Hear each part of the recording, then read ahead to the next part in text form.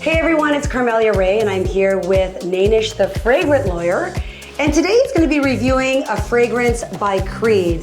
I have never seen this before, so I'm so excited for you to share more about it. Listen, thank you so much for having me. I really appreciate you coming out to interview me. What a treat we have today. So we all know Creed is a rather famous house. They say it's been around since the 1700s. And this fragrance is very unique. This is Creed Original Taberome.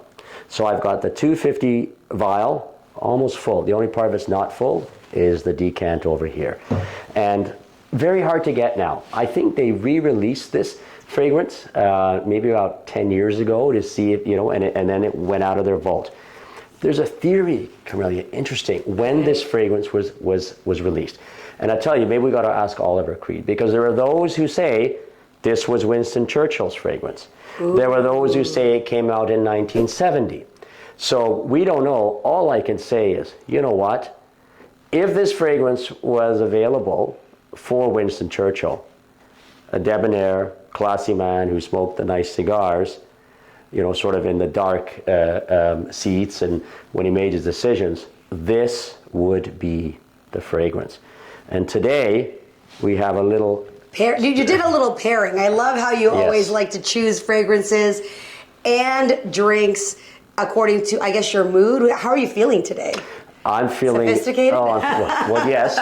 Standing in my wine room with a nice liquor, I feel very sophisticated. But yes, so this pairing is very interesting.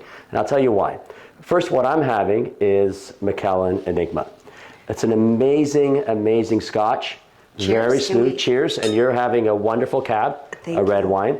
Now, cheers. Yes. I'm just going to take a little sip. Enigma is one of the high-end Macallan bottles, and again, a little bit difficult to get in Canada. Some duty free, you can get it overseas. Do you recall where you got this particular bottle? This was a gift. A very, very good friend of mine. Okay, must be a good friend. And when did you pick this up? This fragrance I picked up in 2005. I picked it up in Troy, Michigan. Okay. Troy, Michigan. Little did I know. It's older than my child. Well, little did I know it was, it would be really discontinued and become sort of an iconic fragrance, a sought after fragrance. I didn't know that. I know I certainly enjoyed it at the time. So, this fragrance is not an everyday fragrance, Carmelia. You would not wear this every day. Now, you mentioned something about taking it out of the vault, and I know, not that we want to tell people where it is that you store this, but how do you store it, and where should one store it? And finally, may I unbox it so they can see it? Absolutely. Okay. Yes to yes to yes. Go ahead and unbox. So look at, certain fragrances, if you want to keep them for a very long period of time, my view is that you want to keep it cooler, you want to keep it a bit darker, that's sort of the way to do it, and that's certainly how I've dealt with this fragrance here. This is probably the first light it's seen in the last maybe 15 years or so. Oops. It's the first light it's seen in 15 years. And what we have here is, in Troy, Michigan, they decanted it for me. And actually, it's my scent of the day. It's one that I don't wear a lot simply because of its rarity. And it's, honestly finding that real occasion. But so, look, it is no question. It's what you would call an old school type of fragrance. It's a gentleman's fragrance. Are you wearing it? I'm wearing it today. May I? Yes. Smell? Yes. What are the notes in there? Right. So you've got tobacco. There is also some, I would say, a little bit of floral in this. Oak moss. A lot of the traditional fragrances do carry oak moss as well. The occasions for this fragrance, you're the boss. You're a leader in the corporate world. You're going to a board meeting.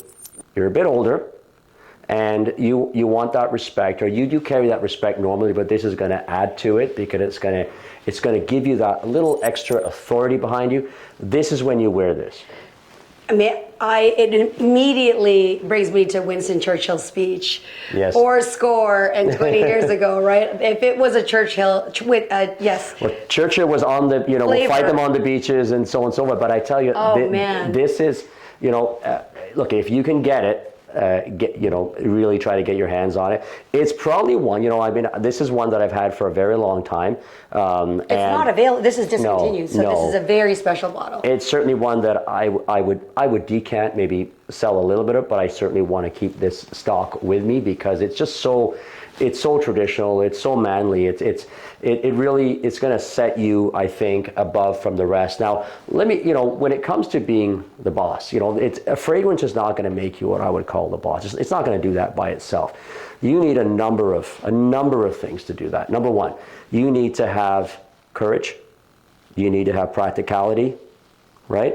You need to have what I would say is perseverance and a dream. Not necessarily in that order, but you got a dream, you got perseverance, you got practicality and courage. You're going to be that boss eventually, and these are the characteristics. This fragrance exemplifies those very characteristics. So check out this fragrance, check out Creed. And the thing about Creed, they don't put a lot of fragrances out every year. A lot of fragrance houses do. They don't put one every 6 months. It's, with the masculine fragrances, it takes a number of years before they put one out. So there's a lot of thought process that goes into it. So for those who are not familiar, the packaging is in French. The description is in French. So where is the house of Creed for those who do not know? It's a French house, right? I mean, I suspect the family was originally English, but it is known as a French house, okay? It's a private collection. Yeah. Yeah. Oh my goodness. They have their private collection. They've got their regular collections like, Aventus, you got Green Irish Tweed and so on and so forth. And they have the other ones which they sell in a larger volume, which this, in fact, was one.